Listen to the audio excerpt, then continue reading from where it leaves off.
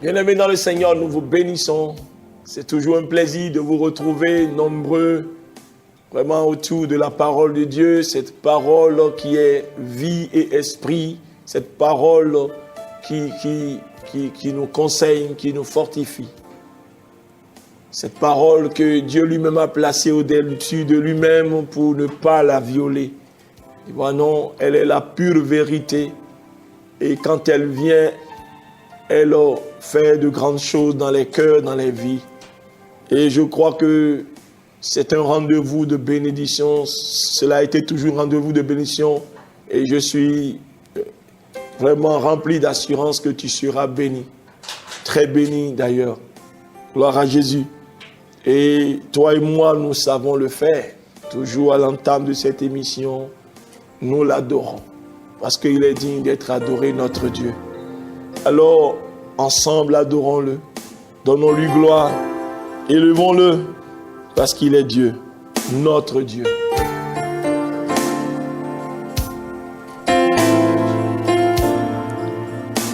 Nous allons exécuter ce morceau dans la langue locale qui dit « Tu es Dieu. Tu es si vaste. Tu n'es pas un homme pour mentir. Tu n'es pas le fils d'un homme pour te repentir. Quand tu dis quelque chose, tu l'accomplis. » Bien-aimés, nous adorons un Dieu fidèle. Un Dieu qui se soumet à sa parole pour l'accomplir, pour l'exécuter dans ta vie. Il est tellement bon, il est tellement grand, il est tellement vaste, il est tellement énorme.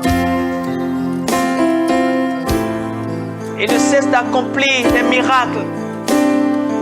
Il ne cesse de faire des prodiges. Il est le même hier, aujourd'hui, éternellement. Pourquoi ne pas le célébrer? Pourquoi ne pas l'adorer? Pourquoi ne pas l'élever?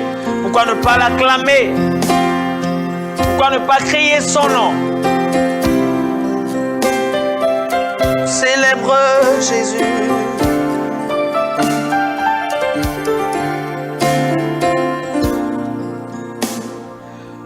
Animao Lagadama Surundo Ani Betoa Mende Mandiwe Animao Lagadama Surundo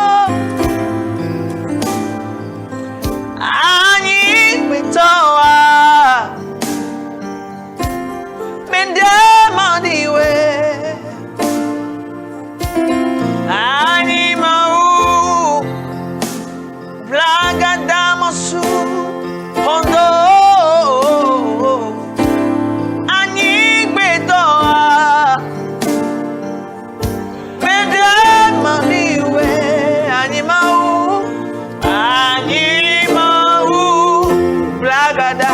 Blagadamasu Akui Beto Ani Betoa Mene Mandiwe Oh Sawakero Porogale Ani Mau Blagadamasu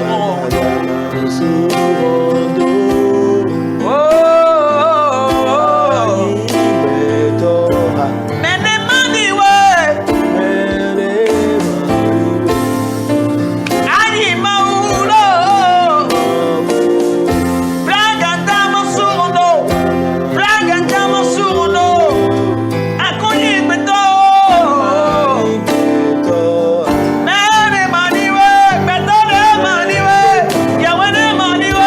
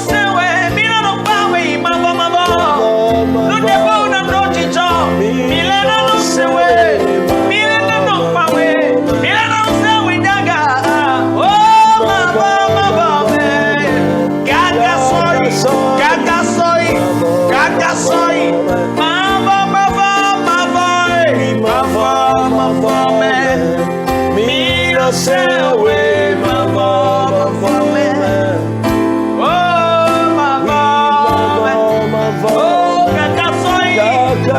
Kakasoy, ma voix. Innocent way, ma voix. Innocent way. Innocent way, ma voix.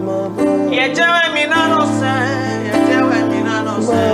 Ma voix. Innocent way, yewe debo debo. Oh, erokono wenyima we, mo minanose. Erokono wenyima we. Innocent way, Ma voix. Kuche bekbe, nanose we.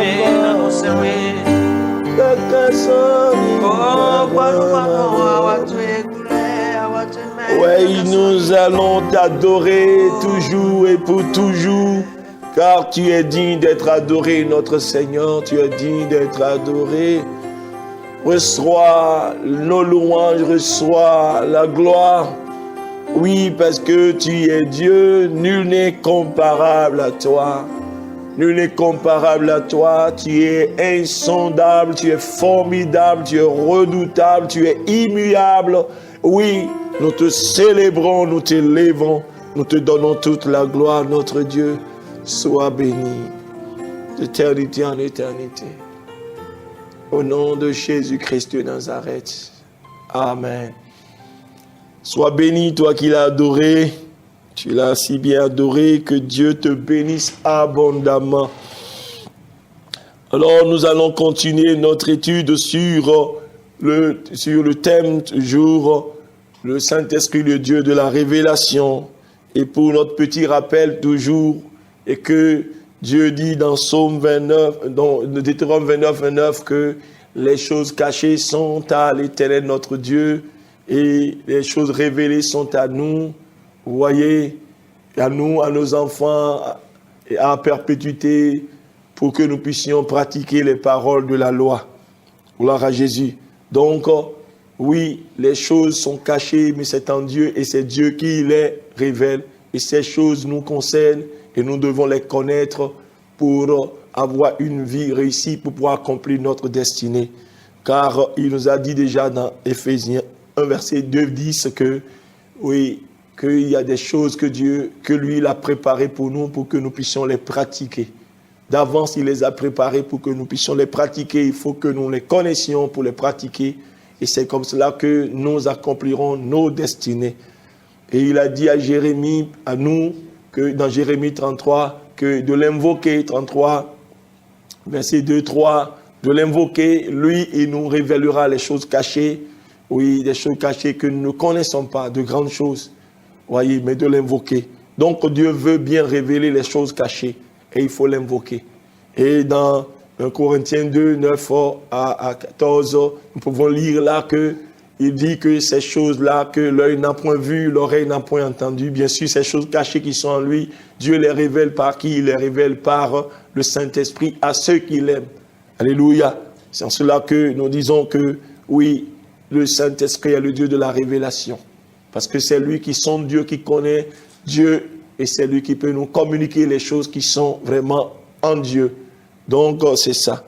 Et nous avons vu beaucoup de choses. Nous étions en train de voir, c'est-à-dire les conditions qu'il faut réunir pour avoir accès à la révélation. Parce que toi et moi, nous sommes d'accord que la révélation, elle est importante pour notre marche chrétienne. Et oui, elle est là pour nous simplifier la vie, pour nous donner la paix en temps de trouble, pour nous donner une orientation et tout. Oui, pour que nous ne tâtonnions pas, que nous sachions là où nous mettons les pieds, là où nous sommes en train d'aller, et pour nous aligner derrière Dieu, pour être en sécurité, même quand le danger menace dehors. Est-ce que vous comprenez? Et nous étions déjà en train de voir, nous connaissons maintenant l'importance de la révélation. Maintenant, comment il faut avoir accès à la révélation? Et nous avons déjà commencé par parler que d'abord, ce qu'il faut savoir que Dieu, c'est lui qui dispose de la révélation et c'est lui qui donne à qui il veut. Donc, il est souverain vraiment en cette matière. C'est pourquoi il peut donner à tel et ne pas donner à tel autre. Nous devons, de sorte que celui qui reçoit ne doit pas s'enorgueillir, mais il doit être humble. Parce qu'il y a des gens à qui Dieu a donné la révélation, pendant qu'ils ne méritent même pas. Paul en a reçu. Il en a reçu au moment où il était encore un grand ennemi de la croix. Dieu s'est révélé à lui. Donc, il n'a pas décidé. C'est depuis le sein de sa mère, il ne le connaissait même pas. Donc, cela ne dépend pas de celui qui court, celui qui veut, mais c'est Dieu qui fait grâce. Donc, ça, il faut savoir que Dieu détient vraiment la souveraineté de la révélation. Donc, si tu le reçois, alors sois humble pour recevoir davantage. Si tu ne reçois pas et quelqu'un a reçu, sois content pour celui qui a reçu. Dieu en est le souverain. Gloire à Jésus. Maintenant, ce qui nous revient maintenant, nous, en tant que croyants, maintenant, en tant qu'hommes, maintenant, oui, Dieu, dans sa souveraineté, alors, il fait ça. Maintenant, pour montrer qu'est-ce que toi aussi tu peux faire maintenant pour vraiment activer cela. Donc, nous avons commencé par parler que la première des choses, c'est quoi? Il faut vraiment une consécration. Tu dois te consacrer. Tu dois te mettre à part réellement pour le Seigneur. Oui, tu dois renouveler ton intelligence. Tu dois rejeter certaines façons de penser, certaines façons de voir, de marcher. Et puis maintenant, oui, t'approprier maintenant la façon de marcher vraiment étant dans le Seigneur. Cela vraiment te prédispose, cela te prépare vraiment pour recevoir réellement. C'est-à-dire tu disposes ton cœur, tu purifies ton cœur. Parce que c'est le cœur pur qui cherche Dieu et qui le voit. Tu comprends un peu? Donc c'est ça, tu dois garder ton cœur. Oui, si ça dépend de ce que tu vois, ce que tu entends. Parce que les sens là donnent assez à notre cœur. Vous voyez un peu? Donc, quand tu as les regards plongés dans les Écritures, alors tu te nourris de la parole. Tu commences par te nourrir des pensées de Dieu. Et cela remplit ton cœur. Alléluia. Et David, le psalmiste a dit, oui, je sais ta parole dans mon cœur afin de ne point pécher contre toi. Ailleurs, alors le proverbe a dit que quoi? Ça dit, il faut garder son cœur plus que tout, car c'est de là viennent les sources de la vie. Donc, ne souille pas vraiment tes sources avec les mauvaises choses. Tu n'es pas dit que tu es pour Christ et que tu vis encore à la manière du monde. Tu regardes tout, tu as les regards plongés dans tout, dans les pornographies et tout et tout. Et puis bon, les temps de confession arrivent et tu veux écouter Dieu. Comment? Tu n'as pas appris, tu n'as pas cette habitude. Gloire à Jésus. Donc, il faut te consacrer. Comme il a dit dans Romains 12, 1, 2. Oui, qu'il faut vraiment offrir son corps comme un bon sacrifice de bonne odeur et puis vraiment renouveler son intelligence. Nous sommes nous allons un peu en rafale parce que nous n'allons pas perdre encore du temps sur ce jour-là. Parce que je juge bon qu'il faut toujours faire un rappel pour celui qui peut-être qui surprend le message aujourd'hui puisse comprendre ce que nous sommes en train de dire. Vous voyez un peu. Et puis nous avons parlé d'une troisième condition que ça dépend de la considération que tu as pour la parole de Dieu. Oui. Avant de parler ça, nous allons parler de quoi? C'est-à-dire qu'il faut savoir maintenant se confier au Seigneur, confier vraiment ta préoccupation au Seigneur, de façon précise dans une prière. Tu vois, non? Et dans la discipline également. Pas dans le cafouillage, parce que vous allez chercher Dieu, et en même temps, vous avez vos portables, vous avez tout. Vous sortez en même temps, vous répondez à ceci, vous revenez encore, et c'est devant ce Dieu-là que vous êtes et vous êtes en train de chercher une réponse. À quoi? Vous parlez. Donc, il faut du respect, il faut de la discipline. Et ce que vous demandez à Dieu, il faut que vous soyez précis. N'amenez pas plusieurs choses. Ça va être comme de la salade à l'huile rouge. Vous voyez, non? Vous demandez, vous ne savez pas ce que vous demandez, ou bien vous dites, et puis vous n'êtes pas précis dans ce que vous dites. Oui. Donc, soyez précis. Allez peut-être avec un seul sujet, et soyez focalisés, et dans la discipline. Et soyez à l'écoute, parce que Dieu parle. Beaucoup de gens cherchent Dieu, ne l'entendent pas. Parce qu'ils pensent que Dieu ne parle pas. Dieu est vivant, Dieu parle. Et tantôt d'une main, tantôt d'une autre. Gloire à Jésus. Et nous avons dit encore une troisième condition. Nous avons dit que ça dépend de la manière, c'est-à-dire de ta fréquence avec la parole de Dieu, la méditation. Et nous avons donné l'exemple de Daniel qui a découvert par les Écritures, en méditant le parchemin de Jérémie, que après la déportation à Babylone, que 70 ans vont s'écouler. Et puis après, Dieu va ramener son peuple où? C'est dit, il va les retourner sur la terre promise, c'est dit, oui, sur la terre promise, en Israël. Donc, mais Dieu a dit clairement dans son livre, dans le livre de Jérémie, que Jérémie a envoyé pour dire que quoi? Quand les 70 ans vont passer, vous m'invoquerez et vous partirez. C'est écrit clairement. Et Daniel a dû lire ça. Il dit, vous m'invoquerez, vous partirez, vous prierez, je vous exaucerai. Donc, quand Daniel a médité la vie, ça dit, donc ça veut dire que 70 ans écoulés, il faut l'invoquer. Donc ça veut dire que si 70 ans sont écoulés, que personne ne l'invoque, le problème continuera toujours. Tu vois, non? Continuera toujours. Et c'est comme ça que beaucoup de gens seront en train de faire une prolongation, même dans leur épreuve, parce qu'ils ne savent pas qu'il y a quelque chose à faire pour pouvoir mettre fin à cela. Ok? Dieu veille sur sa parole pour l'exécuter. C'est pourquoi il y a quelqu'un qui aime la parole, qui considère la parole de Dieu, qui est dans sa méditation, a découvert et a vu qu'à 70 ans, mais Dieu a dit, vous m'invoquerez et vous partirez. Il est rentré dans la prière en même temps. Quand vous recevez la révélation, vous priez et vous priez de façon ciblée. Vous ne priez pas en tâtonnant, parce que c'est ça que je nous recommande en tant qu'intercesseurs. Nos intercesseurs prient par-ci, par-là, prient en déménageant tout, ou bien en priant en l'air. Non, il faut prier par révélation. Et le Saint-Esprit est le Dieu de la révélation. Donc, Daniel, c'est quelqu'un qui méditait la parole de Dieu. D'abord, même, nous avons parlé de la condition de consécration. C'est quelqu'un qui se consacrait, donc il était déjà disposé pour que Dieu puisse lui parler. Et Dieu lui a révélé à travers les Écritures. Donc, votre régularité, votre fréquence avec la parole dans la méditation, c'est-à-dire ça vous donne assez facile à la révélation de Dieu. Alléluia. Et nous en étions là. Oui. Donc, c'est-à-dire vous méditez, cela dispose, cela prépare votre esprit. Parce que quand Dieu veut vous parler, c'est à votre esprit qu'il parle. Tu vois, non, Dieu est esprit, il parle à votre esprit. Donc la méditation prépare votre esprit. Ça prépare votre esprit. Quand on parle du cœur, on est en train de parler de votre esprit, de votre homme intérieur. Vous voyez un peu? Donc quand il est bien préparé, il reçoit facilement.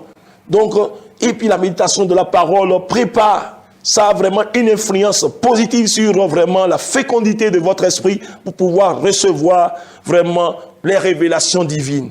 Gloire à Jésus. Daniel 9, verset 4, il dit, je priais l'Éternel. 9, verset 4. Et je priais l'Éternel, mon Dieu, et je lui fis cette confession. Seigneur Dieu, grand et redoutable, toi qui gardes ton alliance et qui fais miséricorde à ceux qui t'aiment et qui observent tes commandements. Vous voyez, lorsque Daniel a découvert dans la parole de Dieu que 70 ans vont s'écouler, il a découvert ça dans le livre de Jérémie et dans son parchemin, il méditait. Alors, il dit, et que le Seigneur a dit, vous m'invoquez, vous partirez, vous prierez.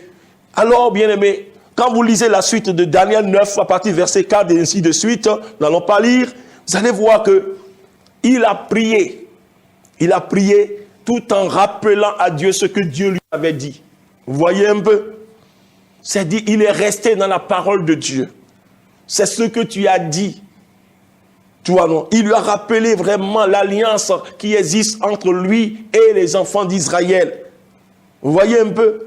Il lui a rappelé qu'il a dit qu'il est quoi? Un Dieu miséricordieux.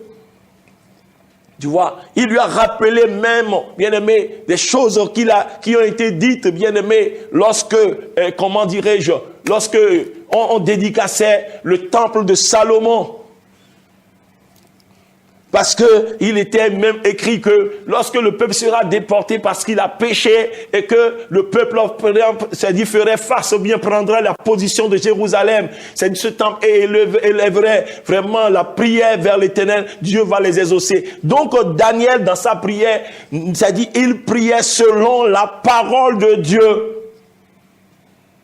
Parce que la prière que Dieu reconnaît, la prière, oui, à laquelle Dieu fait attention, c'est la prière qui est basée sur sa parole. Beaucoup de prières sont élevées aujourd'hui, bien-aimés, et puis Dieu ne se retrouve pas dedans. Dieu veille sur sa parole pour l'exécuter. La Bible, c'est dans Jérémie 1, verset 12. La Bible n'a pas dit que Dieu veille sur la prière pour l'exécuter, mais Dieu veille sur sa parole. Pas que on est contre la prière, non, mais la prière doit être faite selon la parole de Dieu. Si vous lisez Jérémie 9, à partir de 4, tout ce que Jérémie a rappelé avant de demander de présenter sa préoccupation, c'est que c'est dans la parole, c'est de rappeler à Dieu ce que Dieu lui-même a dit à une époque donnée.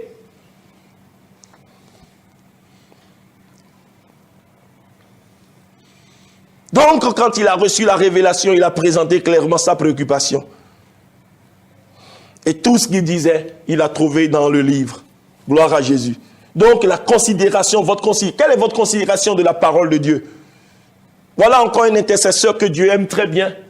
Oui. Dieu aime très bien, comme Samuel. Voici encore quelqu'un, un homme consacré. D'abord, il a vécu il a servi le Seigneur devant Élie, le souverain sacrificateur d'alors, qui avait 2 fils. Tu vois, non, 2 fils qui étaient des sacrificateurs, mais pervertis. Mais vous voyez, parce qu'on dit souvent que, oui, les mauvaises compagnies corrompent les bonnes mœurs. Bon, et puis peut-être qu'on trouve des excuses pour dire que c'est parce qu'il a vécu au milieu peut-être des brigands, il a vécu au milieu des débauchés, c'est pourquoi lui-même il est débauché. Mais ce n'est pas évident, ce n'est pas aussi évident. C'est vrai que la compagnie influence, l'environnement influence, mais ça dépend également de la connexion que tu as avec Dieu. Parce que tu veux vivre au milieu des débauchés sans être débauché. Nous avons vu des rois qui ont vécu et qui ont choisi quand même d'honorer Dieu Tout-Puissant, de marcher dans les traces de David, alors que leur papa direct avait vécu, bien aimé, c'est dit de façon abominable. Donc la vie de sainteté, la vie de quoi? De sanctification, c'est aussi un choix. Alléluia. On peut choisir de vivre. Et donc Samuel, pendant que les autres sacrificateurs qui étaient ses aînés vivaient dans la débauche n'importe comment, mais c'était quand même quelqu'un qui se consacrait. Oui, qui se consacrait à l'Éternel, le jeune Samuel. Et Dieu trouvait en lui un ami. Et Dieu lui révélait. Samuel était un jeune garçon qui craignait Dieu et qui respectait vraiment sa parole. Et bien aimé, quand vous respectez la parole de Dieu, Dieu prend du plaisir à vous faire des révélations. Gloire à Jésus. Parce que vous ne pouvez pas dire que vous aimez Dieu en négligeant sa parole. Non, jamais. Jamais. Vous ne pouvez pas dire que vous respectez Dieu et que vous n'avez pas grande considération pour sa parole. Vous n'avez pas le temps pour sa parole et que sa parole vous ennuie. Non. Non, jamais. Jamais. Alléluia. Parce que lui-même, il a dit que si quelqu'un m'aime, qu'il garde mes commandements, ce qu'il a dit, non, n'est-ce pas? Il a dit cela.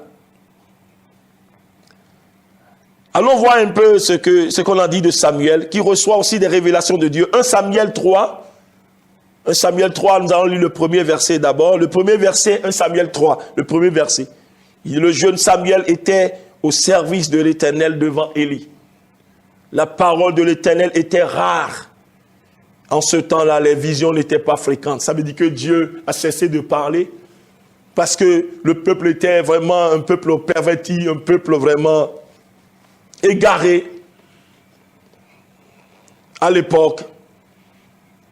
Un peuple opiniâtre, un peuple qui ne faisait plus le plaisir du Seigneur. Et Dieu s'était tu. Dieu ne parlait plus. Alléluia.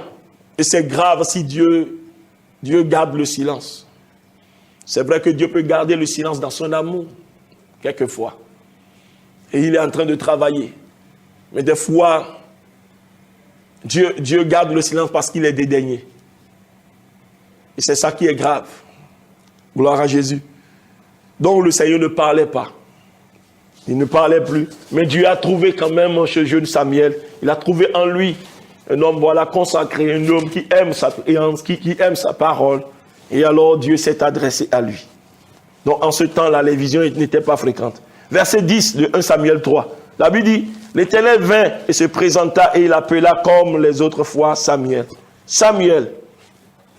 Et Samuel répondit, parle car ton serviteur écoute. Verset 11, alors l'Éternel dit à Samuel, voici je vais faire en Israël une chose qui étourdira les oreilles de quiconque l'entendra. Samuel grandissait. Verset 19. Samuel grandissait. L'Éternel était avec lui. Et il ne laissa tomber à terre aucune de ses paroles. L'Éternel continuait à apparaître dans Silo. Car l'Éternel se révélait à Samuel dans Silo par la parole de l'Éternel. Donc vous comprenez, vous voyez déjà, c'est dit son respect pour la parole de Dieu au verset 19. La Bible dit que quoi? Samuel grandissait, l'Éternel était avec lui et il ne laissa tomber à terre aucune de ses paroles. Il considérait toutes les paroles du Seigneur. Vous voyez, toutes les paroles. Et puis on peut l'expliquer dans la nature. Si vous avez quelqu'un à côté de vous et qui considère votre parole, qui les exécute, qui les observe avec respect, mais vous prenez du plaisir à lui dire davantage. Donc c'est ça. Gloire à Jésus. Donc, quand vous êtes c'est-à-dire vous êtes régulier vraiment dans votre méditation, c'est-à-dire vous respectez une condition pour avoir accès à la révélation. Gloire à Jésus. À la révélation. Psaume 119, verset 130 dit, la révélation de tes paroles est claire. Elle donne de l'intelligence aux simples. Elle donne de l'intelligence aux simples.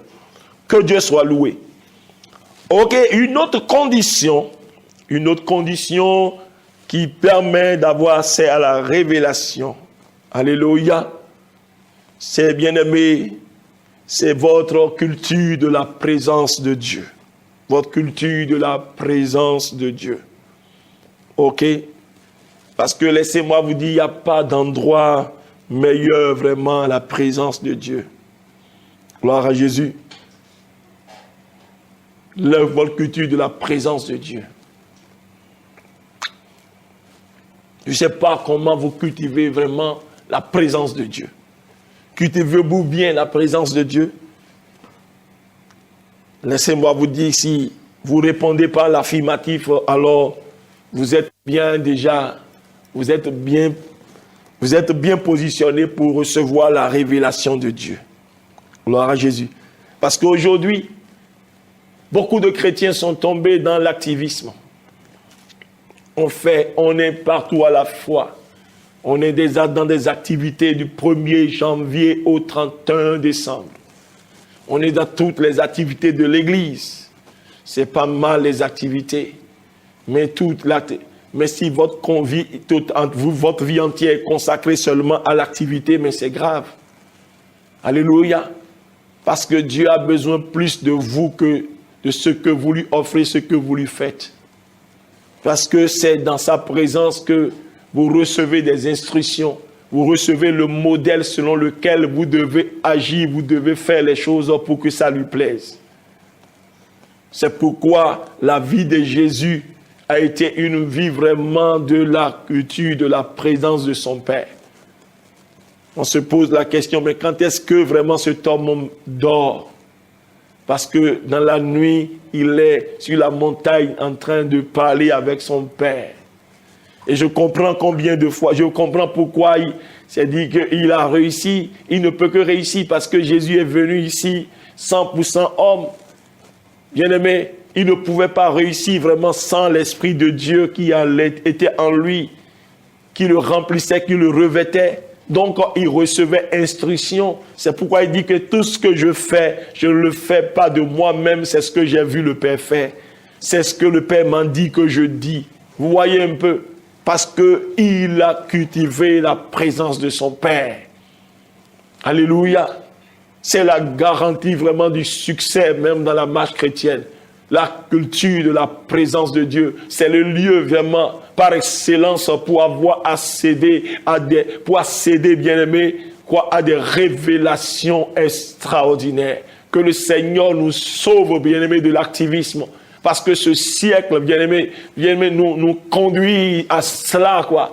On est des activistes, on est devenu des activistes. Alléluia. On fait plusieurs choses à la fois pour plaire à Dieu. Et puis, on est satisfait parce qu'on se dit, on sert Dieu comme cela. Et puis, on n'a pas le temps pour être en tête à tête avec le Seigneur, pour parler avec lui, pour être avec lui, pour l'adorer, pour l'apprécier, pour le contempler. Oui, comme David l'a dit dans Psaume 27, je désire une seule chose seulement, et que le Seigneur me donne, c'est d'y être dans ta présence, contempler la magnificence de ta face, bien-aimé. Donc, on est tout le temps en train de courir ça et là. Alléluia. Et on est à l'image de Marthe. Tu es à l'image de Marthe au lieu d'être à l'image de Marie. Vous vous souvenez quand même des sœurs de Béthanie, les sœurs de Lazare. Dans la parole de Dieu, nous n'allons pas lire, mais vous vous souvenez peut-être de deux. Et Jésus qui était dans leur maison et qui enseignait la parole de Dieu. Et Marie était assise devant Jésus. Marie était assise devant Jésus et buvait chaque parole qui sortait de sa bouche. Mais pendant ce temps-là, Marthe était dans les courses, dans les va-et-vient. Allait à la cuisine, allait par-ci, allait par-là. Et puis, elle était vraiment à un moment donné était fâchée.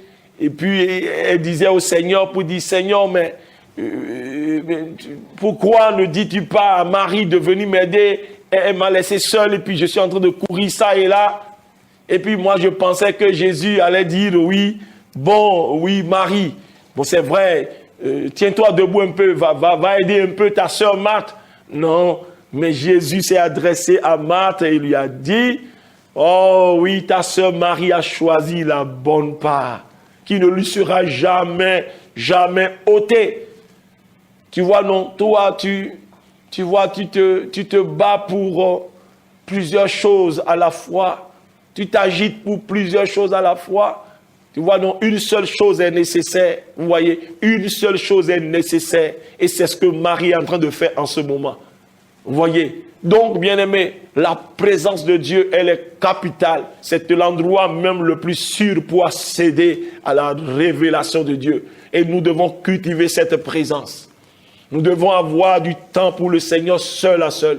Vous voyez, il y a des choses que vous ne connaîtrez pas, même dans la communauté, dans la congrégation, vous voyez, mais des choses que Dieu veut vous révéler à vous seul. Il y a des choses que Dieu veut vous révéler et qui ne passera même pas par, comment dirais-je, il ne passera même pas par le pasteur, il passera par qui?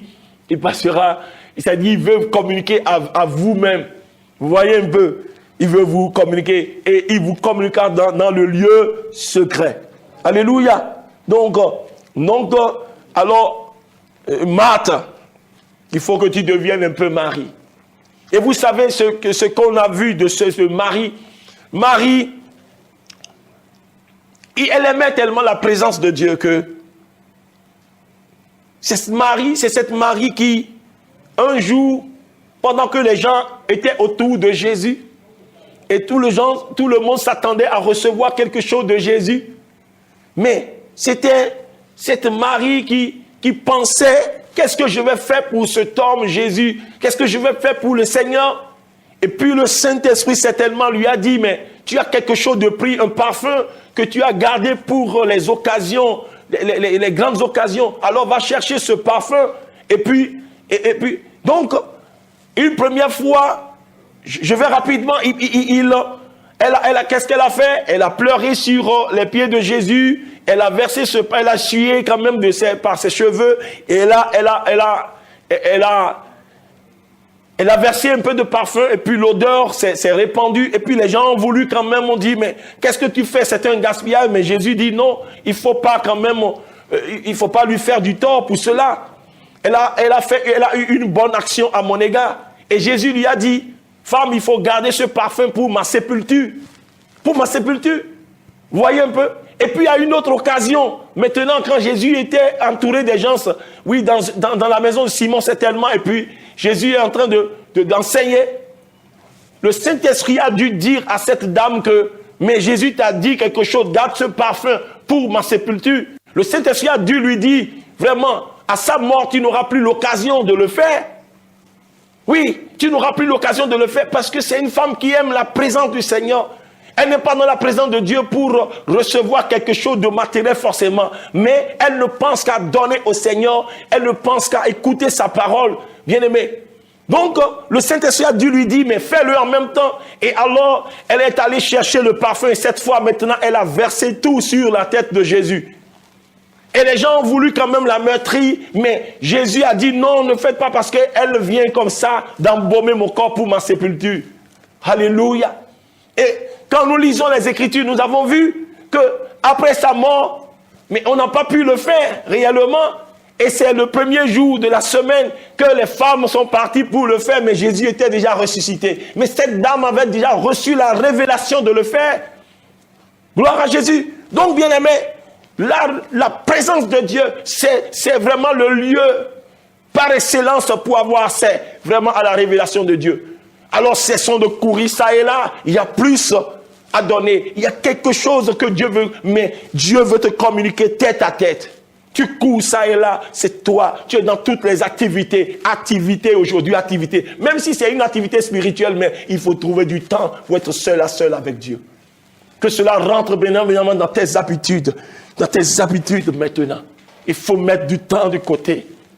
Peut-être un jour dans la semaine, 2 jours dans la semaine, tu es seul, la seule, tu coupes le téléphone, tu es avec le Seigneur, en l'adorant, en l'écoutant de la bonne adoration, et en lui l'exprimant, en méditant, tout ça là. Il faut aimer la présence de Dieu. Gloire à Jésus. Gloire à Jésus. Parce qu'aujourd'hui, on est trop, tu vois, on n'est pas fervent. Comme dirait son serviteur, il dit, mais c'est dit aujourd'hui, on n'est pas fervent. Mais on est émotif. Tu vois, non? C'est l'émotion. Tu vois? C'est l'émotion. Mais on n'est pas fervent. Tu vois, les gens fervents sont les gens matures. Mais les gens émotifs, là, non. Ils sont surexcités seulement. Et puis, la communauté, l'église aujourd'hui est remplie de gens surexcités seulement. Telle surexcité, les gens émotifs, mais qui réagissent à tout et puis voilà, qui nous comprennent. Mais les gens fervents, c'est des gens vraiment matures. Alléluia. Très matures. Que le Seigneur nous vienne en aide, que le Seigneur nous vienne en aide. Tu vois, le psalmiste a dit, je suis dans la joie quand on me dit, allons dans la maison de l'Éternel. C'est Jésus et c'est David qui a dit ça. Allons dans la présence de l'Éternel. Si la présence de Dieu seul à Dieu t'ennuie, bien-aimé, tu as des problèmes. Tu as des problèmes. Je citais tout à l'heure de David, de Psaume 27, verset 4. Il dit, je demande à l'Éternel une chose, que je désire ardemment. Je voudrais habiter toute ma vie dans la maison de l'Éternel pour contempler la magnificence de l'Éternel et pour admirer son temple. C'est son désir. Il ne demande pas autre chose. Il ne doit pas demander de l'or. Il n'a pas demandé de l'argent. Il n'a pas demandé la promotion. Il n'a pas demandé. Il dit, mais ce que je désire plus qu'autre chose, et je veux que tu me l'accordes, c'est que je veux être dans ta présence, dans ta maison. Et je veux contempler la magnificence, ta magnificence. Je veux admirer vraiment ton temple. Est-ce que c'est vraiment ton désir?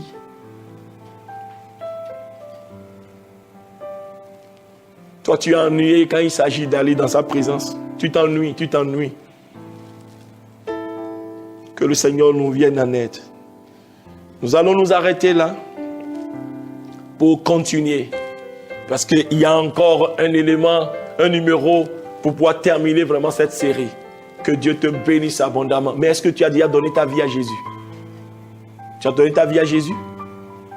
Parce que le Saint-Esprit, le Dieu de la révélation, veut bien habiter en toi.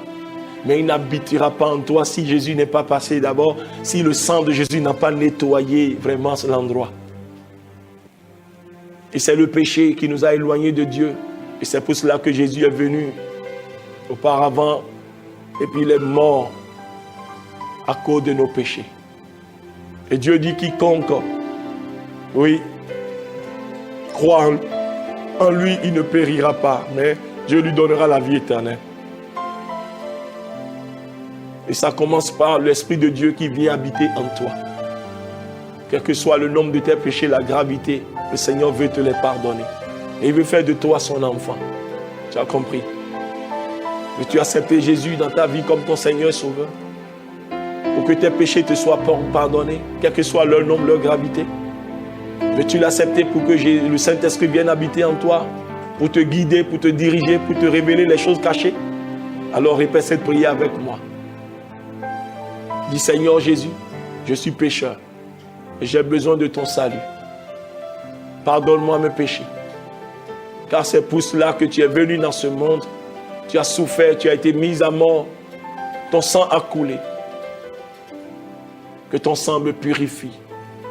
Me lave, me nettoie, esprit, âme et corps, de tous mes péchés, de toutes mes iniquités.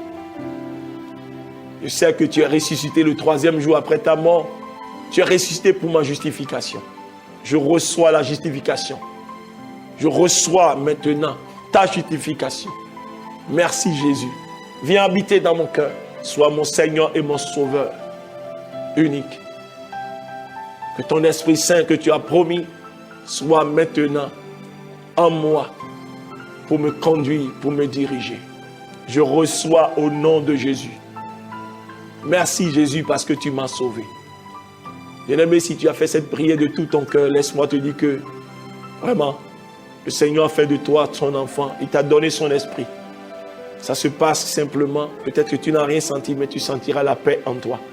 Mais ce que tu as fait, c'est de trouver une église évangélique, pentecôtiste, là où on enseigne la parole de Dieu dans sa vérité, pour vraiment ta croissance. Parce qu'il faut que tu grandisses. Il faut que tu grandisses. Voilà, il faut que tu grandisses. Et c'est comme cela que tu apprendras à connaître vraiment l'Esprit de Dieu qui est venu habiter en toi, comment il fonctionne, comment il fait les choses, comment il te parlera, comment il te dirigera dans la vérité, pour que tu ne te trompes plus, pour que tu ne tâtonnes plus, pour que tu aies une vie vraiment assurée. Tu as compris? Donc tu as besoin vraiment d'un endroit, d'une communauté chrétienne, évangélique, où la parole de Dieu est enseignée dans sa vérité pour croître, pour comprendre les choses, pour connaître les choses que Dieu a préparées d'avance pour toi. Que Dieu te bénisse abondamment. Abondamment. Nous allons prier, Père. Nous te disons merci et nous te rendons grâce, Seigneur, pour ce que tu nous as communiqué encore aujourd'hui. Merci, Seigneur, toi qui es le Dieu de la révélation. Ma prière est que mon frère et ma soeur qui me regardent, Seigneur, a besoin de connaître une clé, à connaître une clé, de connaître, Seigneur, de Tout-Puissant, oui, de connaître quelque chose qui lui donnera accès vraiment à son miracle, à sa percée. Seigneur, je prie que, Seigneur, le voile soit déchiré, l'ignorance soit déchirée. Seigneur, ouvre et donne l'accès. Donne l'accès, Seigneur, de Tout-Puissant, à ce dont il a besoin pour que sa vie, Seigneur, soit épanouie. Au nom de Jésus-Christ, que l'obscurité qui l'enveloppe maintenant soit dissipée. Seigneur, fais la lumière. Toi, le Dieu de la révélation. Révèle-lui les choses cachées. Seigneur, révèle-lui, Père, le véritable, oui, la véritable source, Seigneur, du problème. Seigneur, que la lumière se fasse. Révèle-toi à lui. Soit par le songe et donne-lui, Seigneur, la sagesse de pouvoir mener les démarches pour aboutir à la solution. Au nom de Nazareth, révèle à quelqu'un, Seigneur, oui, comment accéder à la guérison. Révèle à quelqu'un comment accéder réellement à cette percée, à cette promotion. Ouvre les yeux, Seigneur, à quelqu'un. Seigneur, fais-le au nom de Jésus-Christ de Nazareth.